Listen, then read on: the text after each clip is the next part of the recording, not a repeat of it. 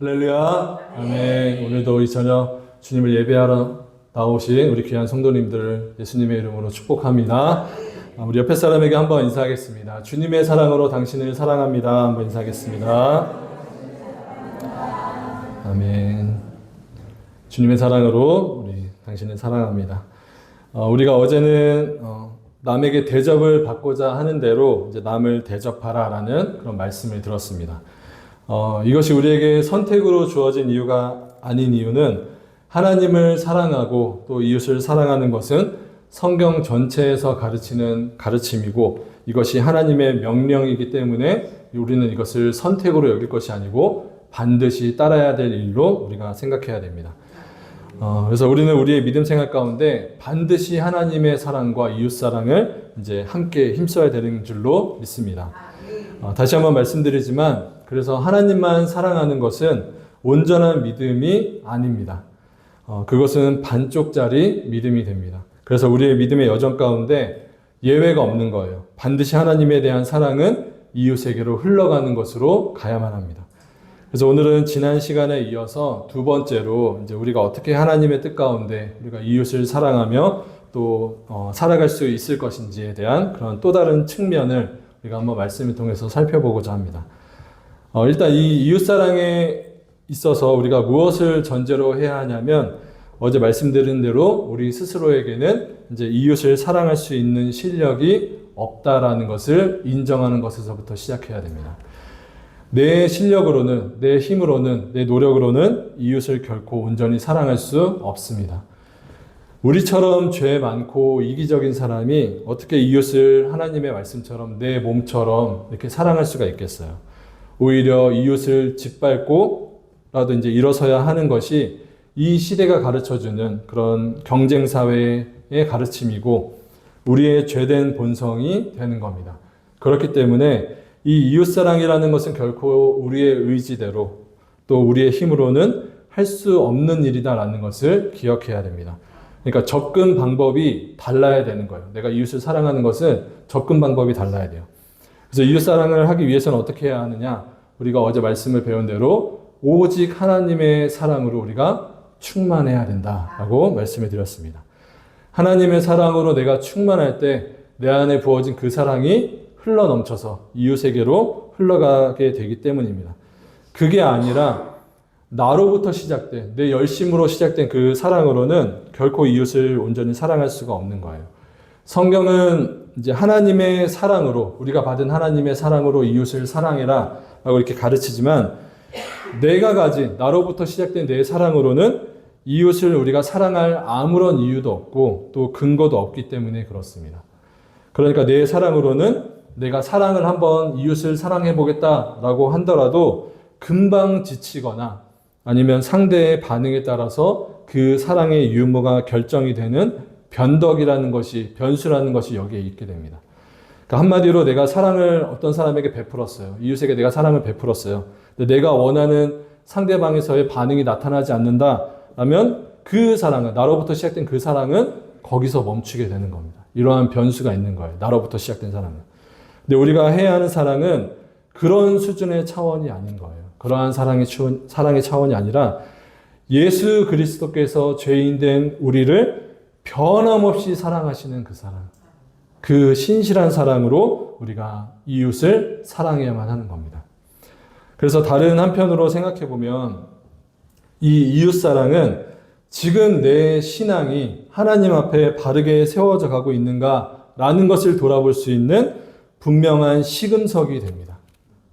분명한 시금석이에요. 왜냐하면 하나님의 사랑으로 내가 충만하지 않으면 이웃사랑은 절대로 할 수 없기 때문이에요. 이웃사랑은. 왜냐하면 그 이웃을 품을 만한 내 마음의 여유와 넉넉함이라는 것이 없기 때문입니다. 그래서 여러분, 우리가 이웃을 사랑하기 위해서는 다른 방법이 없습니다. 오직 하나님의 사랑으로 충만해야 되는 줄로 믿습니다. 그 사랑으로 충만해야만 나에게 부어진 그 하나님의 사랑이 나를 통해 흘러가는 그런 역사가 일어날 줄로 믿습니다. 그래서 우리는 이웃을 그 이웃사랑을 생각할 때 늘 이 명제를 기억해야 돼요. 하나님을 진정으로 사랑하는 자는 반드시 그 사랑을 이웃에게 흘려보내게 되어 있다. 이 명제를 늘 기억하셔야 됩니다. 이러한 성경을 통한 그런 분명한 기준이 우리 안에 있어야만, 그래야만 우리가 자기 중심적인 신앙에서 이제 벗어날 수가 있는 거예요. 그것에 빠지지 않을 수 있는 거예요. 하나님이 성경을 통해서 이웃사랑에 대해 분명하게 가르치고 있다는 그 기준이라는 것이 우리 안에 분명히 있어야만 우리가 우리에게 허락하신 그 공동체를 위해서 진정으로 기도할 수 있고, 옆에 있는 지체를 위해서 함께 울고 함께 웃을 수 있는 그런 믿음의 귀한 역사가 일어나게 되는 겁니다. 그럼 어떻게 이웃을 사랑할 수 있느냐? 이것이 이제 우리에게 중요한 문제였었는데, 그것을 실천할 수 있는 아주 실제적인 방법에 대해서 우리가 어제 예수님의 말씀을 통해 배웠습니다. 이웃을 사랑할 수 있는 그 분명한 실천 방법 중에 하나가 뭐였냐면, 이제 바로 예수님이 가르치신 대로 대접을 받고자 하는 대로 남을 대접하라라는 것이 이제 예수님이 가르쳐 주신 방법이었죠. 그래서 이것이 황금률이다라고 이제 말씀을 드렸습니다. 어제는 참 감사하게도 우리 몽골 목장에서, 그리고 오늘은 영월 목장에서 너무나 귀한 사랑으로 이제 저를 섬겨주시고 저를 이렇게 너무나 극진하게 대접을 해주셨는데, 정말 제가 한마음교회에 올 때마다 이제 느끼는 것은 정말 목사님과 성도님들께 정말 넘치는 사랑을 제가 받는다라는 것을 이제 느낍니다. 그래서 제가 말씀을 전하고 하나님의 사랑을 전하라 이렇게 왔는데, 오히려 제가 막 하나님의 사랑으로 충만해지는 것이 막 느껴져요. 그래서 우리에게 부어주시는 그 하나님의 사랑 안에서 우리 한마음교회와 제주성서교회가 더욱 하나 되어가는 역사가 있기를 간절히 소망합니다. 예수님은 이 황금률의 말씀을 통해서 우리가 이 땅에서 살아갈 때 우리가 혼자 살아가는 것이 아니잖아요. 그렇죠? 그래서 가정이든 교회든 뭐 사회 공동체를 이제 이루면서 여러 공동체를 이루면서 살아가는데, 근데 그렇게 내가 속한 그 공동체 안에서 그 함께하는 구성원들을 내 기준대로가 아니라 어떻게 우리가 성경적으로 이들을 대하고, 우리가 어떻게 성경적으로 하나님의 사랑을 흘려보내고, 어떻게 성경적으로 우리가 이웃사랑을 실천하며 살 것인지에 대해서 이제 예수님은 분명한 가르침을 주신 거예요. 근데 그것을 푸는 이제 이웃사랑의 첫 번째 키워드가 이제 대접이었던 것이죠. 대접. 그러니까 다시 한번 말씀드리면, 우리가 속한 여러 관계가 있잖아요. 여러 관계들. 부모와 자녀의 관계, 그리고 목사와 성도와의 관계, 회사에서는 상사와 또 직원의 관계, 또 친구들과 이웃들과의 여러 관계들, 그런 위치들이 있는데, 그 위치에서 이제 상대방이 이렇게 나에게 해줬으면 좋겠다라는 그런 대접의 기준, 그 내 양심에 따른 그 대접의 기준을 그대로 이웃에게 내가 해주는 것. 이것이 이제 예수님이 가르쳐 주신 이웃사랑의 원리다라는 것을 우리가 배웠습니다. 그래서 다만 이것을 하는 우리의 마음이 어때야 되느냐? 이것을 하나님이 아버지와 아들의 관계로 이제 설명을 해주셨죠. 아버지가 아들에게 가장 좋은 것을 주고자 하는 그 마음으로 이웃을 대접하라 라고 이렇게 말씀해 주셨습니다. 참 묵상하면 묵상할수록 저는 이 말씀이 참 감탄이 나오는 말씀인 것 같아요. 왜냐하면 어제도 말씀드렸지만, 우리는 어느 누구에게도 이제 하대받거나 푸대접 받고자 하는 사람이 이제 없잖아요. 우리가 살아가면서 대접을 받지 못하는 것처럼 비참한 경우가 없는데, 근데 그것과는 정반대로 예수님은 네가 받고자 하는 그 최고의 대접으로 이제 상대를 대하라고 말씀해 주신 것이기 때문에, 그것을 하는 마음이 아비가 자식을 사랑하는 마음으로 해주는 것처럼 이렇게 대하라고 하는 것이기 때문에, 그러니까 만약에 이 말씀대로 우리가 순종해서 우리가 공동체 안에서 성도가 성도를, 목사와 성도가 서로를 이렇게 섬겨주게 되면, 대한다면 우리가 얼마나 상대를 존중하고 위할 수 있겠는가라는 것을 우리가 이제 배웠었죠. 그래서 하나님의 말씀에 순종했을 때 하나님의 일하심의 역사가 일어나는 줄로 믿습니다. 하나님의 말씀에 순종했을 때 주님의 능력의 역사를 경험하게 될 줄로 믿습니다. 이 말씀에 따라서 우리가 서로를 대하기 시작할 때 하나님의 은혜 안에서 서로에게 받은 여러 가지 상처들이 회복되고, 또 무너진 모든 것이 다시 세워지는 역사가 일어날 줄로 믿습니다. 그래서 바라옵기는 성경이 가르쳐 주시는 그 말씀대로, 그 방법대로 우리가 이웃사랑을 실천함으로써 주님의 사랑 안에서 아름답게 세워져가는 그런 우리 한마음교회가 되기를 예수님의 이름으로 축원합니다. 오늘 본문인 에베소서는 사도 바울이 이제 쓴 편지인데, 사도 바울의 그 서신은 이제 하나의 특징이 있습니다. 먼저는 이론을 쭉 설명하고, 그 다음에 이제 실천에 대한 부분을 이제 가르친다라는 거죠. 그래서 이제 에베소서 4장 1절은 그 시작이 어떻게 시작하고 있냐면 그러므로라고 이렇게 시작하고 있어요. 그러므로. 그러니까 이 그러므로라는 말은 우리가 알듯이 앞의 내용을 이어서 이제 이어주는 그런 말이 되죠. 그럼 에베소서의 앞에 4장 이전의 내용은 어떤 내용이었냐면 우리를 향한 하나님의 구원의 역사에 대해서 바울이 가르쳐주는 내용으로 기록이 되어 있습니다. 그 내용을 간략하게 요약해서 말씀을 드리면 이렇습니다. 하나님이 창세 전에 너희를 택했고 허물과 죄로 죽어있던 너희를 이제 그리스도의 은혜로 살리셨다. 그래서 이 구원은 너희에게서 난 것이 아니요 하나님의 선물이다라고 가르칩니다. 그럼 하나님이 왜 죄로 인해 죽어있는 우리를 살리시고 택하시고 살리셔서 예수님의 은혜로 구원을 선물로 주셨는가? 그 궁극적인 이유는 딱 하나라는 거예요. 뭐냐? 하나님이 우리를 사랑하셨기 때문이다. 사랑하셨기 때문이다. 여기에는 아무런 이유와 조건이 없습니다. 하나님이 그저 우리를 사랑하신 거예요. 그저 사랑하신 거예요. 내가 사랑받을 만해서 사랑하신 것이 아니라 오히려 성경은 우리에 대해서 하나님 앞에 뭐라고 말하냐면 너희는 죄로 인해서 하나님과 원수된 자였다라고 얘기해요. 하나님이 가장 미워하시는 대상, 원수, 그게 바로 너희였다라고 말하고 있습니다. 근데 그런 우리를 하나님이 사랑하셨다라는 거죠. 그래서 바울은 이 하나님의 우리를 향한 그 사랑의 그 놀라운 깊이와 그 신비, 예수 그리스도를 통해서 자기의 사랑을 우리에게 확증해 주신 그 하나님의 사랑을 우리가 알아야 된다라고 말씀합니다. 왜냐하면 그 하나님을 우리가 사랑을 진정으로 깨달아 알았을 때에야 비로소 우리가 믿음의 삶, 이웃을 사랑할 수 있는 그 이웃 사랑을 실천할 수 있는 그 삶을 그때에야 살 수 있기 때문에 그렇습니다. 하나님의 사랑을 알 때에만. 그래서 바울은 에베소서 3장 18절 19절에서 이렇게 말씀합니다. 우리 앞에 보고 같이 한번 읽어보겠습니다. 에베소서 3장 18절 19절입니다. 시작.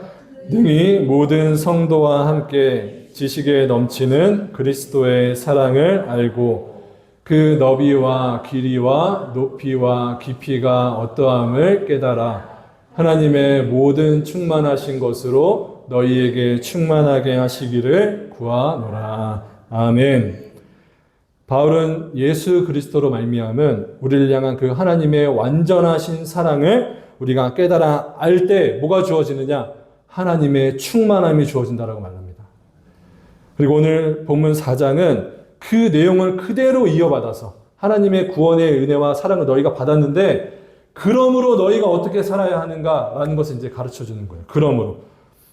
그러므로 이러한 하나님의 위대하신 사랑을 받은 너희가 어떻게 살아야 하느냐라는 것을 이제 말씀해 주는 건데, 그리고 오늘 본문인 25절 이하의 말씀은 이제 그리스도인들이 교회 공동체 안에서와 또 각자의 삶에서 어떻게 이웃사랑을 실제적으로 실천하며 살아야 되는지를 아주 구체적으로 가르쳐주고 있어요. 아주 구체적으로.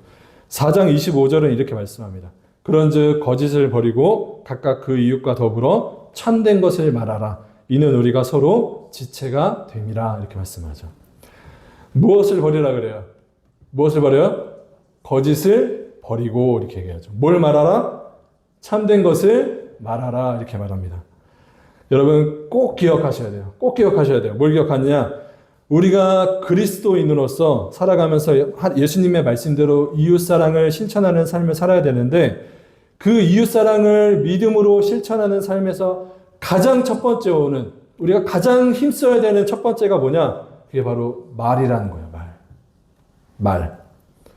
이것은 정말 아무리 강조해도 지나치지가 않은데 여러분 이웃사랑이라고 해서 꼭 우리가 어떠한 행동을 해야만 이제 이웃사랑을 실천하는 것이 아니라 이 이웃사랑의 그 시작이 어디서부터 시작되느냐? 바로 우리의 말에서부터 시작이 된다라고 바울이 가르쳐 주는 거예요. 한번 저를 한번 따라하겠습니다. 이웃사랑은 말에서부터 시작한다. 하나님 사랑과 이웃사랑이라는 그 성경 전체의 메시지에서 우리가 하나님의 사랑이라는 것을 생각할 때에는 그렇게 생각하잖아요. 우리가 하나님을 사랑하면 구체적으로 예배드리고 기도하고 말씀 보고 이렇게 이런 하나님과 관련된 사랑에 대해서는 이런 것들을 우리가 떠올리면서 이것을 실천하는 삶을 하나님을 사랑하는 삶이라고 우리가 생각할 수 있는데 근데 이 이웃사랑이라고 우리가 한번 생각해 보면 아니 이웃사랑 어떻게 하라는 거지? 라는 생각이 들 수 있잖아요. 너무 추상적인 그런 의미로 다가올 수가 있는 것 같습니다. 그래서 이웃사랑을 하라고 하니까 성경에서 말하고 교회에서 이웃사랑 해야 됩니다라고 하니까 내가 이것을 하긴 해야 되겠는데 어떻게 해야 될지를 실질적으로 우리 감을 잡지 못하는 거예요. 어디서부터 시작해야 되는가? 그래서 뭐 개인적인 생각으로는 뭐 남을 돕는다는 여러 가지 그런 실질적인 행위를 해야만 내가 이웃사랑을 실천하는 것이다라고 이제 생각할 수가 있는데, 물론 그런 것도 이웃사랑을 우리가 실천하는 그런 모습 중에 하나가 될 수 있지만, 실상 이웃사랑은 우리의 삶의 아주 작은 것에서부터 시작한다는 것을 바울이 말하고 있는 거예요. 성경은 우리가 이웃사랑에 대해서 아주 추상적이고 어떻게 해야 될지 모르는 것처럼 이렇게 생각하는 것과는 다르게 아주 실제적이고 아주 구체적으로 우리가 해야 될 바를 정확하게 이제 가르쳐 주고 있습니다. 그 시작이 말이라는 거예요, 말. 제가 개인적으로 좋아하는 사자성어가 이제 하나 있는데, 바로 3-4-1원이라는 이제 사자성어입니다. 여러분들이 이제 잘 아시듯이 이 사자성어의 뜻은 3번 생각하고 1번 말하라 이런 뜻이 되죠. 공자라는 사람은 9-4-1원을 말했다라고요. 9번 생각하고 1번 말하라 이렇게 얘기하는 거죠. 말 한마디에 앞서서 얼마나 중요하고 신중하게 해야 했느냐를 이제 가르치고 있는 겁니다. 왜냐하면 사실 인간관계에서 이제 일어나는 모든 문제가 어디서부터 시작되느냐? 말에서부터 시작되기 때문이에요. 말에서부터. 말 때문에 수많은 분쟁과 갈등, 또 싸움이 일어나기도 하고, 반대로 말 때문에 사랑과 섬김과 평화가 임하기도 하는 겁니다. 그래서 성경은 말에 대해서 너무나도 중요하게 우리에게 가르쳐주고 있어요. 이웃사랑과 관련해서. 대표적으로 우리가 잘 아는 말씀들을 한번 살펴보면 마태복음 15장에서 이렇게 말해요. 예수님이 입에 들어가는 것이 더러운 것이 아니고 입에 들어가는 것이 더러운 것이 아니고 입에서 나오는 것이 더러운 것이다 이렇게 말씀하셨고, 특히나 야고보서 3장의 말씀을 여러분 보시면 말과 관련해서 아주 중요하게 가르치는 것을 볼 수 있어요. 말과 혀를 다스리는 줄 아는 사람은 온전한 사람이며 또 한 입에서 찬송과 저주가 나오는 것이 합당하지 않다라고 가르칩니다. 그리고 비단 그 본문들뿐만 아니라 오늘 본문만, 에베소서 4장 본문만 봐도 4장 25절 이하의 말씀을 한번 쭉 보세요. 바울이 말에 대해서 얼마나 큰 강조를 하고 있는지를 우리가 잘 알 수 있습니다. 먼저 함께 성경을 한번 보시면서 따라오시면 25절을 보면 이렇게 얘기해요. 이웃과 더불어 참된 것을 말하라 라고 얘기하고, 29절을 보면 무릇 더러운 말은 너희 입 밖에도 내지 말고 선한 말을 하라 라고 얘기하고, 또 31절을 보면 너희는 모든 악독과 노함과 분냄과 떠드는 것과 비방하는 것을 버리라 라고 말하는데, 이 모든 것이 다 무엇과 관련된 거예요? 말과 관련된 것이죠. 그리고 5장으로 넘어가면 5장 3절에 음행과 온갖 더러운 것과 탐욕은 너희 중에서 그 이름조차 부르지 말라고 하는데, 이 역시도 말과 관련된 것이고, 5장 4절도 누추함과 어리석은 말이나 희롱의 말이 마땅치 않다라는 것을 말하고 있고, 5장 6절에도 뭐래요? 헛된 말로 너희를 속이지 못하게 하라 라고 말씀합니다. 그리고 더 중요한 것은 오늘 우리가 읽지는 않았지만 4장 24절을 보시면 바울은 이렇게 얘기해요. 하나님을 따라 의와 진리의 거룩함으로 지으심을 받은 새 사람을 입으라 라고 이렇게 말합니다. 근데 그 새 사람으로 살아가는 삶의 첫 번째로 힘써야 되는 것에 대해서 바울이 뭘 말하고 있냐면 말에 대해서 말하고 있는 거예요. 새 사람으로 살아가는 가장 중요한 것 중에 하나가 말이다. 그만큼 말이라는 것이 우리가 아무것도 아닌 것 같지만 실상 우리의 삶에 이제 너무나도 중요하게 큰 부분을 차지하고 있는 것을 알 수 있죠. 그래서 믿음의 삶, 이웃사랑을 실제적으로 실천하는 삶을 우리가 살기 위해서는 이 말이라는 것에 대해서 우리가 아주 깊이 생각해야 되는 거예요. 말이라는 것에 대해서. 우리는 성경의 가르침에 따라 그래서 우리는 늘 우리의 뭘 돌아봐요? 언어 생활을 돌아볼 수 있어야 되는 거예요. 우리의 언어 생활. 우리는 말을 통해서 사람이 죽기도 하고 살기도 하기 때문에 오늘 나는 내 입에서 누군가를 살리는 말을 했나? 나는 죽이는 말을 했나? 라는 것을 돌아볼 수 있어야 됩니다. 내 입에서 나가는 말에 대한 두려움과 책임감을 우리가 믿음 안에서 가져야만 하는 거예요. 저는 원래 개인적으로 이제 뭐 저를 보셔서 아시겠지만 말이 이렇게 막 많은 편이 아닙니다.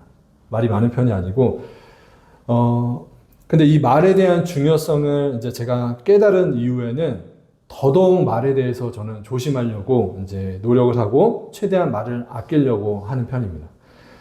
앞서 말씀드린 그 341원이라는 그 사자성어를 제 인생의 어떤 모토로 여길 만큼 저는 말에 대해서 중요하게 생각하고 항상 조심하게 쓰려고 이제 애쓰는데, 그럼에도 불구하고 말에 실수가 나오더라고요. 그럼에도 불구하고. 예전에 제가 개인적으로 어떤 좀 일들을 겪는 중에 이제 상황적으로 봤을 때 제가 이 말을 했어야 하나 안 했어야 하나 라는 그런 큰 고민이 있었을 때가 있었어요. 당시 저도 이제 막 감정적으로 막 올라와서 정말 목구멍까지 말이 튀어나오기 직전까지 막 갔었는데 간신히 제가 그 말을 삼키고 뱉지 않았습니다. 결과적으로 말을 안 했어요. 근데 그 이후에 이제 펼쳐지는 상황을 제가 이렇게 쭉 보니까 제가 그때 제 감정에 따라서 말을 안 한 것이 얼마나 다행이었는지를 정말 제가 식은땀이 흘릴 정도로 느꼈던 적이 있었어요. 아찔했던 경험이 있었어요. 제가 말을 안 했던 것은.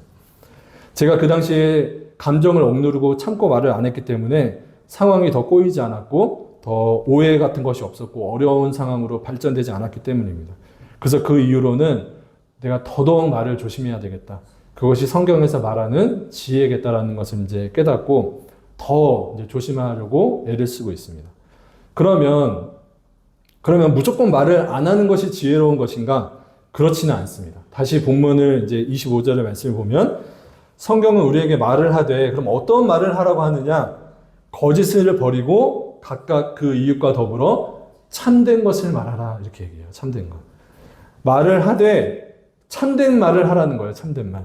그럼 참된 것은 뭘까요? 참된 것은 진리, 곧 하나님의 말씀을 말하는 것이죠. 그러니까 하나님의 말씀을 깨닫고 서로를 세워주는 덕이 되는 말을 이제 하라는 것이 바울의 가르침입니다. 그리고 그 이유가 뭐냐? 우리가 서로 뭐가 됐다 그래요? 지체가 되었기 때문이다라고 말하고 있습니다. 그럼 지체가 되었다라는 것은 무슨 뜻이냐면 우리가 예수 그리스도의 한 몸으로 이제 부름을 받았다. 다시 말해서 한 가족이 되었다라는 것을 말하고 있는 겁니다. 그래서 한 몸으로서, 한 가족으로서 서로를 사랑으로 세워주는 말, 하나님의 진리의 말씀을 서로 나누고 이제 전하라고 말씀을 하는 거죠. 여러분, 우리에게는 제가 전에 한번 말씀드렸지만 두 개의 가족이 있습니다. 하나는 우리 육신의 피로 이어진 혈육, 그런 육신의 가족이 있고, 또 하나는 뭘까요? 예수님의 피로 이어진 교회, 이 믿음의 공동체가 있습니다. 공통점은 뭐예요? 둘 다 피로 이어졌다는 거죠. 예수님의 피, 우리 육신의 피. 그래서 이렇게 피로 이어져야만 우리가 가족이라고 말하는데, 특별히 이제 가족이라는 것은 어때요? 숨기는 것이 아무것도 없잖아요. 나의 꾸밈 없고 거짓이 없는 그런 진짜 민낯을 다 아는 것이 가족이잖아요. 근데 내 혈육의 가족뿐만 아니라 교회도 분명히 예수님 안에서 가족이기 때문에 한 몸으로서 서로에게 진실되게 말하고 하나님의 말씀 안에서 서로 거짓이 없이 대할 수 있어야 된다는 겁니다. 그리고 26절은 뭐라고 하냐면 분을 내어도 죄를 짓지 말며 해가 지도록 분을 품지 말라고 이렇게 말씀합니다. 왜냐하면 그것이 누구에게 틈을 주는 걸까요?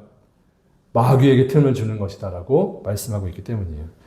마귀가 가장 좋아하는 것 중에 하나가 뭐냐? 우리가 분을 내는 걸 좋아한다는 거예요. 분을 내는 거. 그럼 여러분, 분을 내면 특징이 뭘까요? 분을 내는 사람의 특징이 뭘까요? 일단 입에서 뭐가 안 나요? 좋은 소리가 안 나오겠죠. 분을 내면. 그렇잖아요. 마음에 막 화가 나면 입에서 뭐가 나와요? 독을 막 쏟아내잖아요. 독을. 마음속에 있는 불만이 제일 먼저 나오는 것이 입이잖아요. 그런 장면이 이제 성경에서도 곳곳에 등장하는 것을 볼 수 있는데, 특별히 민수기 14장의 말씀을 보면 이스라엘이 가나안 땅을 정탐한 이후에 정탐꾼들의 보고를 들은 그 백성들이 분을 내면서 하나님을 원망하는 모습을 우리가 볼 수가 있죠. 정탐꾼들이 뭐라고 보고하느냐? 이 가나안 땅에는 거인 족속인 아낙 족속이 살고 있고 그 성읍은 높고 커서 우리는 그들의 밥이다. 우리는 그들의 메뚜기밖에 되지 않는다라고 그들이 보고합니다. 정탐꾼들이. 그러니까 온 이스라엘 백성들이 그 말을 듣고 하나님을 향해서 막 원망을 쏟아내기 시작하는데 이렇게 얘기해요. 그냥 오는 길에, 여기까지 오는 길에 광야를 지나왔는데 그냥 광야에서 우리 죽게 하시지. 뭐하러 힘들게 이 모든 과정 다 지나서 기껏 여기까지 도착했는데 여기서 우리에게 죽음을 보게 하시냐라고 이제 원망하면서 자기들을 그곳까지 인도해 왔던 모세와 아론을 돌로 쳐 죽이려고 하는 모습을 보입니다. 그리고 우리가 새로운 지도자를 뽑아서 다시 애굽으로 돌아가자 이렇게 얘기하는 거예요. 근데 그때 하나님이 그들에게 노하시면서 뭐라고 말씀하시냐면 너희의 말이 내 귀에 들린 대로 내가 역사하겠다 말씀하세요. 너희의 말이 내 귀에 들린 대로 역사하겠다. 그래서 너희가 말한 대로 광야에서 너희가 다 죽게 될 것이다 라고 말씀하세요. 다. 그래서 이 정탐꾼 사건 이후에 광야 40년의 시간이 시작이 되고 그렇게 하나님을 원망하고 분을 표출했던 이스라엘 출애굽 1세대 백성들은 광야에서 다 죽게 됩니다. 오직 누구만 살았느냐? 그 12명의 정탐꾼 중에 딱 2명만 입술로 하나님께 원망하지 않았는데 그게 여호수아와 갈렙이었죠. 그래서 이 여호수아와 갈렙과 그 1세대 이스라엘 백성들의 자녀들인 2세대 이스라엘 백성들만 가나안 땅에 들어가게 되는 겁니다. 그러니까 분을 내면 우리의 입에서 좋은 소리가 나오지 않는데 근데 문제는 그것을 누가 들으신다는 거예요. 하나님이 들으신다는 거예요. 우리가 분을 내서 내는 그 소리를 하나님이 들으신다는 거예요. 그리고 그것이 누구에게 틈을 줘요? 마귀에게 틈을 준다는 거죠. 사단에게. 그러니까 사단은 우리의 말을 통해서 틈을 타고 들어와서 우리를 넘어뜨리려고 이제 하는 겁니다. 사실 우리가 살아가면서 어떻게 우리가 분을 내지 않을 수가 있겠어요? 어떻게 화를 내지 않을 수 있겠어요? 화를 안 내면 좋겠죠. 안 낼 수 있으면 안 내면 좋겠지만 우리의 죄된 본성은 화에 너무나 취약하고 우리가 살아가는 이 세상은 화낼 것 투성이기 때문에 우리는 화를 내지 않으면서 살아갈 수가 없습니다. 실상. 계속 말씀드리지만 우리는 죄로 인해 타락했기 때문에 기본적으로 다 우리는 어때요? 이기적인 자들이에요. 그래서 모든 것의 기준이 다 나에게 있습니다. 그래서 누군가가 내 기준에 맞지 않게 행동을 하면 뭐가 일어나요? 분이 일어나는 거예요. 누군가 내 기준에 맞지 않게 행동하면. 아니 왜 저렇게밖에 행동하지 못해? 아니 왜 저렇게 얘기하지? 이런 생각이 자꾸 드는 거예요. 분이 나는 거예요. 그래서 시도 때도 없이 막 화가 올라오죠. 여러분 나는 화가 없는 사람이야 라고 스스로를 부정하시면 안 됩니다. 나는 화가 없는 사람이야 라고 부정하시면 안 돼요. 화가 없는 사람은 이 세상에 없어요. 사람은 다 자기만의 민감한 부분들이 있습니다. 그것을 요즘 사람들은 뭐라고 하느냐? 긁힌다라고 얘기해요. 긁힌다. 내 약한 부분을 긁힌다.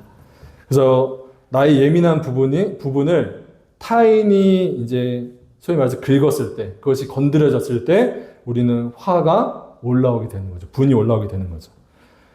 하나님은 우리를 어제도 말씀드렸지만 로봇으로 지으지 않으셨어요.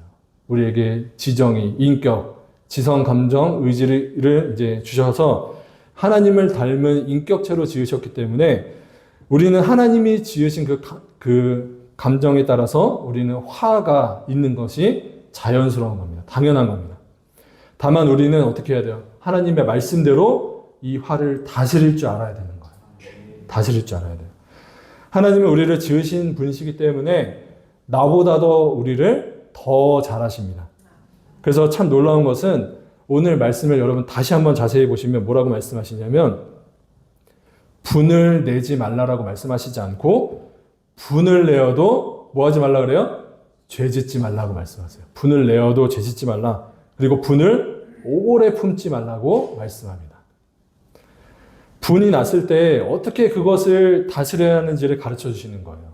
분을 오래 품고 있으면 그것이 결국에는 마귀에게 틈을 주는 일이 되기 때문에 우리로 하여금 죄에 빠지게 하기 때문에 하나님의 말씀대로 우리가 그렇게까지 이어지지 않도록 우리는 화를 다스릴 줄 알아야, 말씀으로 화를 다스릴 줄 알아야 되는 겁니다. 마치 이렇게 상상해 보시면 좋을 것 같아요. 우리가 분을 내는 것은 마치 성문을 활짝 열어놓고 적군을 맞이하는 것과 같다라고 생각하시면 됩니다. 성문을 활짝 열고 그 황정민이 얘기하는 들어와 이렇게 하는 거예요. 똑같은 거예요. 성문을 잠그고 적과 싸워야 되는데 성문을 활짝 열어놓고 다 들어와 라고 해서 적군을 맞이하면 어떻게 될까요? 적군이 들어와서 모든 것을 다 노력하고 헤집어 버리겠죠. 그렇죠? 분을 오래 품고 있는 것이 사단이 나로 하여금 그렇게 내 안에 들어와서 나를 헤집어 놓도록 만드는 그런 일이 되는 겁니다. 나를 사단에게 내어주는 것이다라고 생각하셔야 돼요. 분이 나면 문제가 뭐냐? 우리는 하나님의 말씀대로 성경을 묵상해야 되는데 분이 올라오기 시작하면 뭘 묵상해요? 분을 묵상하는 거예요. 분을. 계속 분을 묵상해요. 누군가 나를 열받게 하고 나를 화나게 한 일이 계속 하루 종일 생각나고 내가 당하고 있는 것만이 아니라 어떻게 해서든지 가서 욕이라도 한마디 내가 더 해줬어야 내 속이 풀릴 텐데 라는 그런 생각에 그러지 못한 것이 막 너무 억울하고 막 분해서 그것이 계속 우리의 머릿속을 맴돌고 이것을 자꾸 우리는 묵상하는 것으로 가게 되는 거죠. 그것이 그렇게 계속 우리가 분을 묵상해서 그것에 꼬리를 무니까 마음은 어때요? 점점 더 마음은 계속적으로 상하게 되고 심지어 일어나지 않을 일까지 우리의 상상의 나래를 펼쳐서 이제 더 큰 죄악 가운데 이제 빠지게 되는 것이죠. 미움이라는 것은 안고 있을수록 점점 더 커지게 되기 때문입니다. 그럼 결국에 얻게 되는 결론이 뭘까요? 만약에 교회 안에서 이런 나에게 분을 내게 하는 일들이 벌어지게 되면 그럼 나는 나를 열받게 하는 이 공동체에 나는 더 이상 못 있겠다. 라는 그런 결론으로 이어지게 되죠. 분을 계속 묵상하면 그렇게 된다는 거예요. 나를 왜 이렇게 열받게 하는 거야? 나 여기 안 나가. 이렇게 된다라는 거예요. 근데 이것이 사단이 나에게 틈을 타서 우리에게 주는 생각이 된다라는 것이죠. 사단의 전략은 분명해요. 우리로 하여금 믿음의 자리를 벗어나게 하는 것에 있어요. 우리로 하여금 좌절을 주고 낙심을 주고 공동체를 무너뜨리는 것에 사단의 전략이 있다는 것을 잊지 말아야 됩니다. 그러니까 우리가 해야 하는 그런 영적인 싸움에 대해서 늘 기억하고 우리가 주의해야 하는데 앞서 교회 역시 예수님의 피로 이어진 이제 한 가족 공동체다라고 이제 말씀을 드렸잖아요. 그러면 여러분 내 가족이 내 자식이 내 부모님이 마음에 안 든다고 해서 싸우고 나를 화나게 했다고 해서 그 가족을 버리고 떠날 수 있어요? 없잖아요. 그렇잖아요. 때로는 싸우고 때로는 정말 원수처럼 느껴질지라도 누구보다 사랑하는 내 가족이기 때문에 이 가족이라는 테두리 안에서 함께 울고 웃고 지지고 볶고 살면서 하나 되어져 가는 거잖아요. 가정 안에서. 그게 가족이잖아요. 25절에서 말하는 우리가 서로 지체가 되었다라는 그 뜻이 바로 이런 뜻이 되는 거예요. 예수 그리스도 안에서 너희가 한 가족이 되었어. 한 가족 공동체가 되었어. 이 안에서 서로 분을 내는 일이 수도 없이 많이 일어날 거야. 그때 너희가 어떻게 행할 것인가에 대해서 우리에게 말씀해 주시는 거죠. 사단이 우리로 하여금 틈타지 못하도록 분을 오래 품지 말고 예수님의 사랑으로 서로를 용납하고 서로를 세워주는 그런 믿음의 귀한 역사가 우리 안에 일어나야 된다라는 겁니다. 그래서 우리는 어제 말씀드렸듯이 하나님이 우리를 만나게 하셨어요. 하나님이 우리를 예수 그리스도의 은혜 안에서 불러주시고 만나게 하셨어요. 그래서 하나님이 하나로 묶어주신 이 귀한 공동체의 소중함을 우리는 절대로 잊어버리면 안 되는 겁니다. 교회가 요즘에 하도 많으니까 사람들이 이 예수님의 피로 이어진 교회가 가족 공동체라는 그런 소속감이 없이 그냥 언제든지 내 마음대로 이제 내 마음에 안 들면 옮기겠다라고 생각하면서 다니는 그런 경우들이 있는데 그것은 절대로 성경적이지 않은 거예요. 결코 성경적이지 않습니다. 교회는 예수님의 피로 이어진 가족이라는 정체성이 여기에 있습니다. 그래서 그 가장 가까운 가족과 이웃이 되는 그 교회 안에서 우리가 서로 어떻게 사랑으로 섬기며 살 것인지를 우리가 이제 배워야 되는 거죠. 그래서 이어지는 28절에서는 이렇게 하나 되게 하신 공동체 안에서 우리가 행해야 되는 구체적인 두 가지를 이제 가르쳐 줍니다. 첫 번째는 도둑질하지 말라라는 것이고 두 번째는 돌이켜 가난한 자에게 구제할 수 있도록 자기 손으로 수고하여 선한 일을 하라라고 이제 말씀합니다. 먼저 도둑질하지 말라는 것은 쉽게 말해서 이 하나님이 하나 되게 하신 가족 공동체 안에서 서로에게 해를 끼치지 말라라고 말하는 거고 단순히 그냥 우리 이웃에게 해를 끼치지 않는 것에서 멈출 것이 아니라 두 번째는 적극적으로 뭘 하라고 하냐면 자기 손으로 수고하여 선한 일을 해라. 다시 말해서 자비를 베풀고 이웃에게 자비를 베풀고 자기에게 주어진 그 사명을 잘 감당해야 된다라고 우리에게 가르쳐 주는 겁니다. 근데 그리고 나서 또 말하는 것이 뭐냐? 또 말이 되는 거예요. 또 말. 그리고 나서 또 말하는 게 말이에요. 29절에 무릇 더러운 말은 너희 입 밖에도 내지 말고 오직 덕을 세우는 데 소용되는 대로 선한 말을 해서 듣는 자들에게 은혜를 끼치게 하라 라고 말하는 겁니다. 여기서 우리가 서로에게 어떠한 말을 해야 하는지 그 말의 기준에 대해서 이제 가르쳐 주는데, 더러운 말은 입 밖에도 내지 말고 오직 뭘 세워요? 덕을 세우는데 이제 소용되는 말을 해서 내 입에서 나오는 말을 듣는 자들마다 하나님의 은혜를 깨달아 알도록 그런 말을 하라라고 이제 가르치는 겁니다. 여기서 말하는 덕은 이러한 뜻이 있어요. 헬라어 원어를 보면 집을 짓는다라는 그런 뜻이 있어요. 덕이라는 말이. 그러니까 성경에서 말하는 덕은 남을 깎아내리고 무너뜨리는 말이 아니고 함께 지어져가는, 함께 세워져가는 그런 뜻이 있다는 것을 기억해야 됩니다. 그러니까 성경은 우리에 대해서 뭐라고 하냐면 우리에게 정말 놀라운 말이에요. 너희는 신의 성품에 참여한 자들이다 라고 말합니다. 신의 성품에 참여한 자. 우리는 신의 성품에 참여한 자들로서 하나님의 성품을 나타내고 예수님이 우리를 사랑하신 것처럼 남을 배려하고 세워주는 사랑의 언어를 우리는 할 수 있어야 됩니다. 사랑의 언어. 우리 입에서 나오는 말을 통해서 내가 믿는 하나님의 그 영광, 하나님의 위대하심이 날마다 증거되고 또 나타나야만 한다라는 것이죠.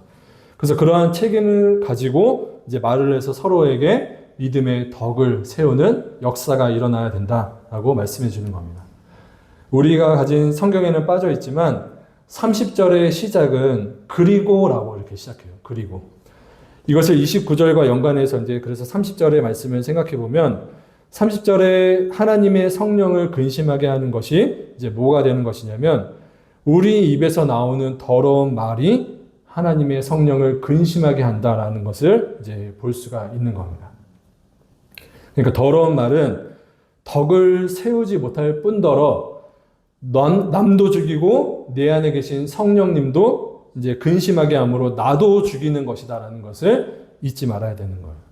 그러면서 바울은 성령 안에서 우리가 구원의 날까지 인치심을 받았다라고 말하는데 이 인치심이라는 것이 무슨 뜻이냐? 우리가 예수님으로 말미암아 구원의 은혜를 얻었는데 이것이 우리 안에 내주하시는 성령님으로 말미암아 마치 하나님이 너는 내 거야 라고 도장을 꽝 찍어주셨다라는 거예요. 인치심 꽝 너는 내 거야 너는 하나님의 사람이야 라고 도장을 찍어주셨다라는 거예요. 그렇게 지금 너희는 하나님의 사람이 되어서 성령께서 너희 안에 내주하시기 때문에 그 성령 하나님을 근심케 하는 일을 하면 안 된다라는 거죠.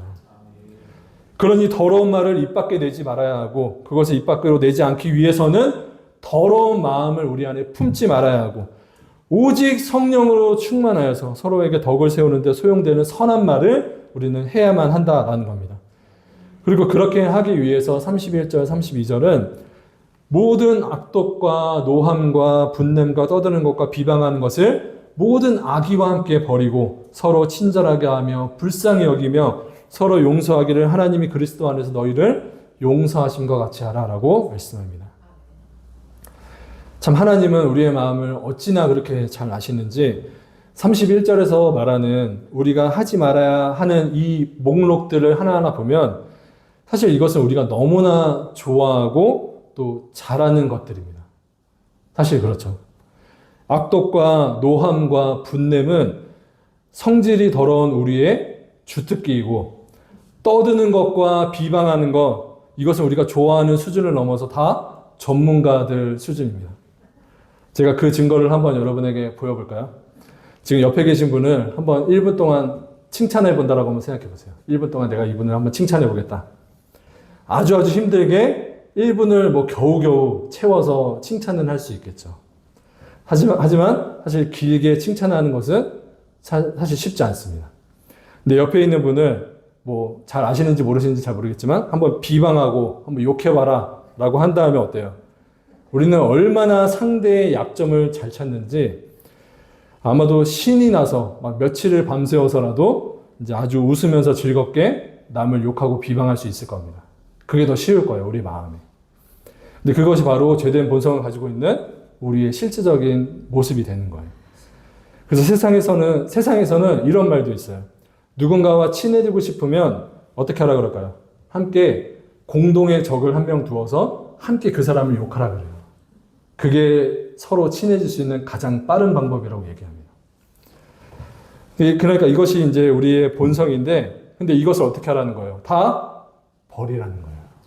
다 버리라. 그럼 여러분, 문제는 뭘까요? 우리의 본성이 이런데, 우리는 이런 것이 너무나 사랑하는 사람들인데, 우리가 어떻게 이것을 다 버릴 수가 있느냐라는 거예요. 어떻게 버릴 수 있을까라는 거죠. 어떻게 이 교회라는 공동체 안에서 우리가 서로 친절하게 대하고, 서로를 불쌍히 여기고, 어떻게 서로를 용납하고 용서할 수 있느냐, 어떻게 서로에게 덕을 세워주는 말을 할 수 있느냐라는 거예요. 실상 그 하나하나 면면을 보면 우리가 다 우리의 능력으로는 절대로 할 수 없는 일이잖아요. 내 능력으로는 내 마음에 안 드는 사람들이 있으면 어떻게 할까요?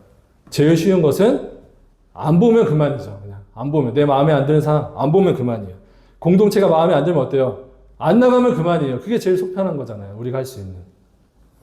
그럼 우리를 예수 그리스도 안에서 만나게 하시고 주님의 한 몸으로 모이게 하신 이 살아계신 하나님의 공동체인 교회 안에서도 우리가 그렇게 행해도 되는 것이냐라는 것을 우리가 생각해야 되는 것이죠. 당연히 그렇지 않은 겁니다.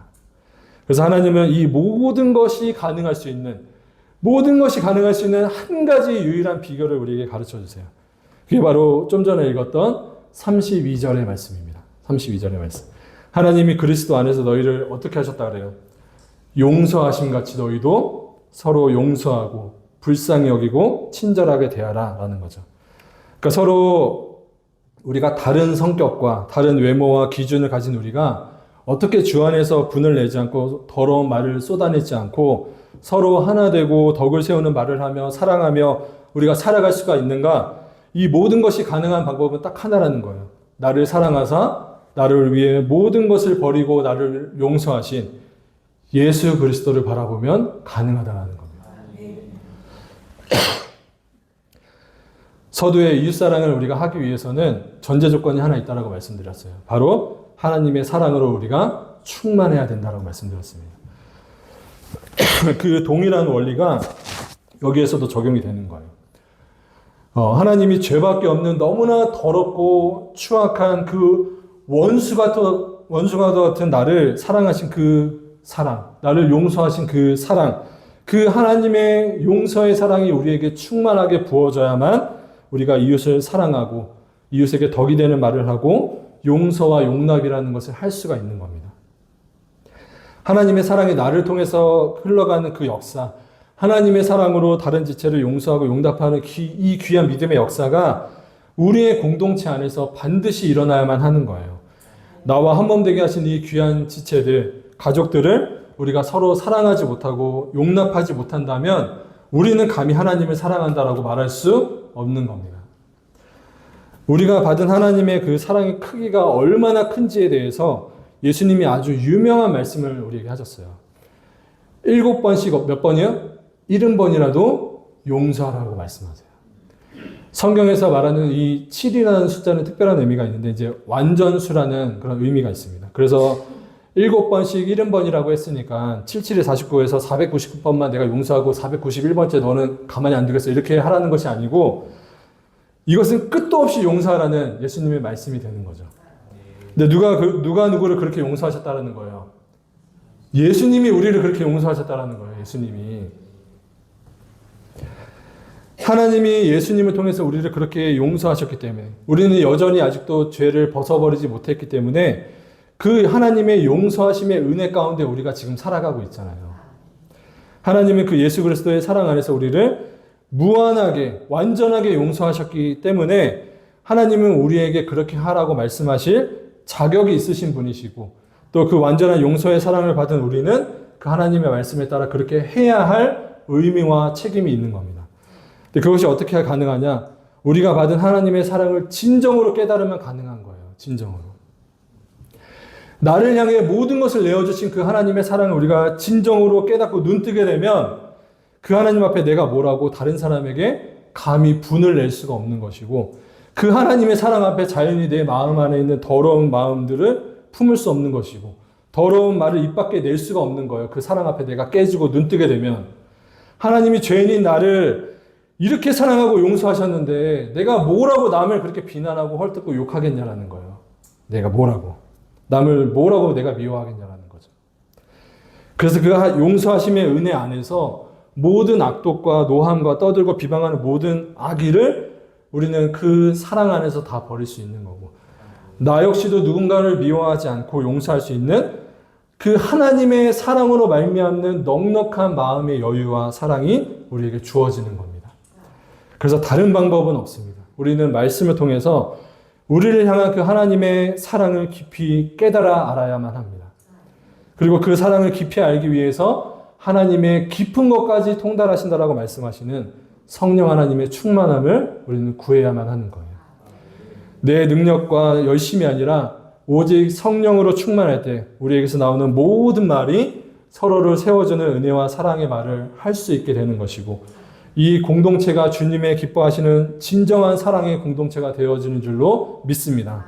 사랑하는 성도 여러분, 오직 하나님의 성령으로 충만하시기를 예수님의 이름으로 축원합니다.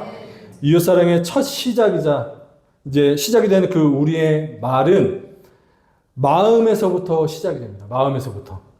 마음에 미움이 가득하면 우리의 입을 통해서 악독과 저주의 언어, 심판의 언어가 쏟아져 나오는 것이고, 우리의 마음에 하나님의 사랑이 가득하면 찬송과 축복의 언어가 우리 입술을 통해서 선포되어지는 줄로 믿습니다. 그래서 우리는 한 입에서 찬송과 저주가 나오는 것이 합당하지 않다라고 말씀하신 그 성경 말씀처럼 오직 하나님을 향한 찬송과 이웃을 향한 그 사랑의 언어가 우리 입에 가득해야 되는 줄로 믿습니다.